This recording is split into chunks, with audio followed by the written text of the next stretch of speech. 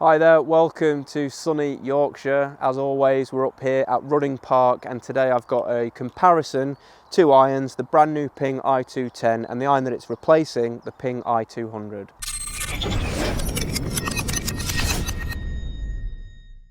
Okay, so if you're watching this on YouTube, don't forget to subscribe. You know, everyone says this, so just do it. Yeah, I don't need to give you a reason why. Just hit the subscribe button, notifications, emails direct through to your inbox. Why wouldn't you want to do that? So just do it. i210, brand new iron from Ping, up against the i200, the iron that it's replacing. It's always interesting to do these sorts of comparisons because this is a very clear, upgrade from one model to another. That's very simple, by the way, that these clubs look. It's very simple because it's got i200 to i210. It's a progression there, and obviously this iron it sits, the i210 sits in the same place as the i200 did. It's just that sort of slightly more forgiving, larger club from the eye blade. So it's like the second up in the sort of less forgiving to more forgiving scale. So just a little bit on the technology that we've got here in these clubs. Obviously we've got the same finish that we get in all Ping's irons, which is this hydropearl finish, which looks absolutely fantastic, and it really opens it up as well for blending maybe different models in Ping's set up together, and it also goes really well with their new forged wedges. So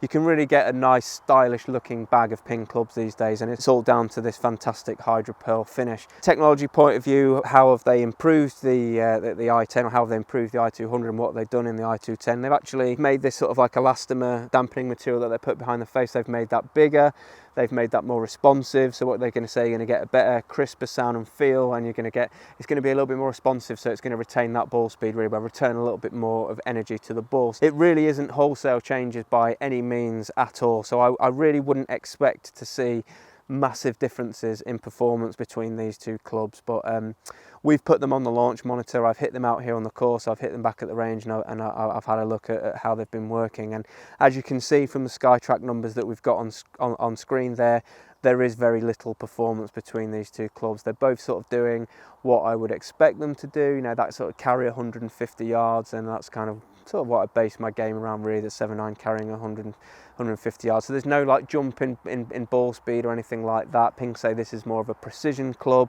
It's about that, getting that nice crisp sound and feel, getting a little bit of precision on your approach shots. And the one difference that I did notice with the i210, it was that sound and feel. It just did feel that little bit crisper, a little bit more enjoyable to hit, but i200 is a fantastic iron, one of Ping's best sellers. i210, they've tweaked it, they've made the sound and feel a little bit better. It's difficult for me to make a bold statement to say that the performance of the i210 is much better. You can see that the SkyTrak launch monitor numbers there, they're not showing, they're not screaming out, that one is working better from the other. So what I would say is, if you're maybe using the i200, you don't necessarily need to rush out and upgrade to the i210, but you might just be one of these guys that likes to upgrade his clubs after every year. You play a lot of golf, your irons get a lot of use, the grooves might get a little bit knackered, they might be a bit dinted or whatever. Maybe that is going to be an upgrade that you want to make, and I do think you will appreciate that upgrade. If the i200 is fantastic, there's nothing wrong with it, it still performs really, really well, but like I say, if they're a bit old and you just want to get a new set of irons, definitely go for the i210, because you are going to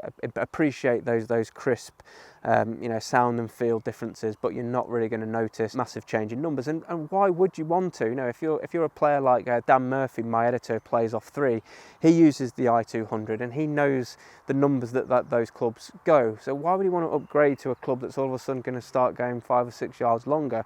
That's going to have to make him reevaluate the shots that he hits on his home course. So when it comes to irons, it's about accuracy, it's not always about distance. If you want a little bit of extra distance, you might want to go for the new i500, because they do go a little bit further than these. But like I say, i210 looks great, sounds and feels great.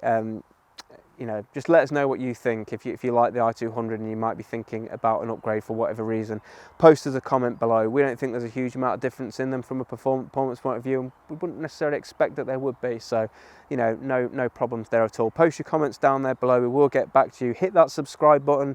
You can actually get an email sent to you by hitting that notification button every time we upload a video. And if equipment reviews from a mid-handicapper like me are your thing, why wouldn't you do that? So thanks very much for watching, and we'll see you again soon.